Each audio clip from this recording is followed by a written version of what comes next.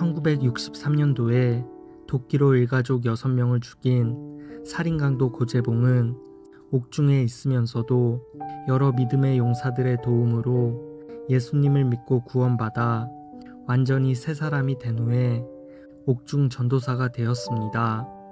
주님으로부터 고재봉을 구원하라는 사명을 받은 안국선 목사님은 끊임없이 그를 찾아가 그에게 복음을 전했습니다. 옥중에서는 억울하게 반혁명 분자라는 제목으로 사형 선고를 받고 복역하고 있던 이인수 대령이 그를 이끌음으로써 고재봉은 차츰 복음을 받아들이기 시작했습니다. 그렇게 성경을 읽기 시작했고 5번쯤 다 읽었을 때 갑자기 고재봉은 큰 소리로 울기 시작했고 한참을 기도하고 있는데 자기도 모르는 사이에 입에서 이상한 소리가 튀어나왔습니다.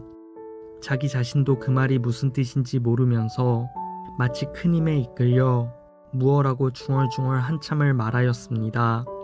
일본말도 아니요, 중국말도 아닌, 그렇다고 미국말이나 우리 한국말은 더더욱 아닌 이상한 말들이 자기의 입을 통하여 쏟아져 나왔고 한동안 온몸이 땀으로 흠뻑 젖어버렸습니다. 그런데 이상하게도 마음은 무척이나 포근하고 기쁨이 몸 전체를 감싸는 것을 느꼈다고 합니다. 그는 참 희한한 일도 있구나 라고 생각했고 그러는 가운데 그는 어떤 새로운 힘이 자신 속에 파고드는 것을 느꼈고 말할 수 없는 새로운 힘이 그의 내부에서 솟아오르기 시작했습니다. 그리고 그는 그 순간 이렇게 외쳤다고 합니다. 그렇다. 안국선 목사님의 말대로 다른 사람에게 좋은 일을 해야 한다. 복음을 전해야 한다. 사람들에게 복음을 전해야 한다. 고재봉은 점점 신앙적으로 성숙해지고 탄탄해지면서 사형을 당하는 그날까지 하나님의 일을 행하라는 주님의 사명을 받고 옥중 전도사가 되었습니다. 그래서 고재봉은 그곳에 있던 2000명의 제수들을 전도해서 1800명을 교회로 이끌었고 그들에게 믿음을 심어 주었습니다.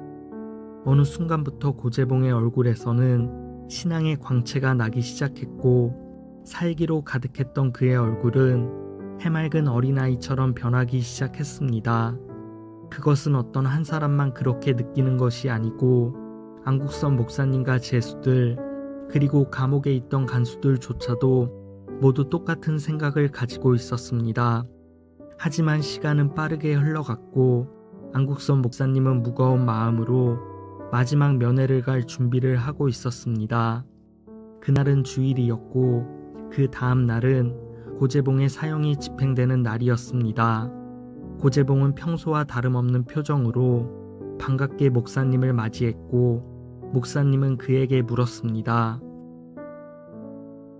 아직도 죽음에 대해서 미련이 있습니까? 고재봉은 눈을 깜빡거리며 목사님의 말을 듣고 있었습니다. 죽고 사는 것은 모두 하나님 아버지의 권한에 있는 것입니다. 죽는 것이 두렵습니까? 형제여, 내가 예전에 한 말을 다시 한번 기억하고 대답해 주십시오. 고재봉은 무슨 말인지 영문을 몰라서 멍하니 목사님을 쳐다보고 있었고 목사님은 말을 이어갔습니다. 다름이 아니라 박중령에 대해 어떻게 생각하고 있느냐는 얘기입니다. 아직도 원한을 품고 있나요? 그러자 고재봉이 답했습니다. 그게 무슨 말씀이세요? 저는 조금도 그런 생각을 갖고 있지 않습니다. 그러자 목사님은 눈물을 글썽이며 이렇게 말했습니다. 그럼 됐습니다. 그때 고재봉은 목사님의 팔을 꽉 붙잡았고 목사님도 그의 손을 잡았습니다. 그것이 목사님과 고재봉의 마지막이었습니다. 집행날이 되었고 고재봉은 그 사실을 알 까닭이 없었습니다. 평상시와 다름없이 새벽에 일어나 찬송가를 부르고 성경을 읽기 시작했습니다. 그리고 그 순간 밖에서 간수의 목소리가 들려왔습니다. 고재봉 전방. 전방이란 방을 옮긴다는 뜻이지만 고재봉은 이미 그 말이 무엇을 뜻하는지 알고 있었습니다. 고재봉은 마치 면회 온 사람을 만나러 갈 때와 똑같은 표정으로 뚜벅뚜벅 복도를 걸어 나갔고 철장 안에서 고영 하며 울음을 터뜨리는 사람도 있었습니다. 고재봉은 철장 앞에 손을 내밀고 있는 사람들에게 다가가서 조용히 미소를 지으며 격려를 해주었습니다. 예수 잘 믿어요. 나가서 교회 꼭 다니고. 구치소 안은 삽시간에 눈물바다가 되어버렸고 밖에서는 군대 병원차가 고재봉을 기다리고 있었습니다. 한참 동안 달리던 차가 멈추었고 그곳은 어느 군부대 뒷산이었습니다.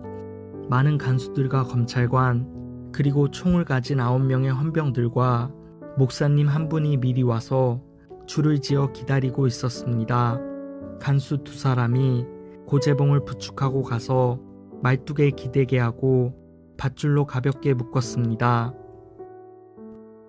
마지막으로 하고 싶은 말이 있는가?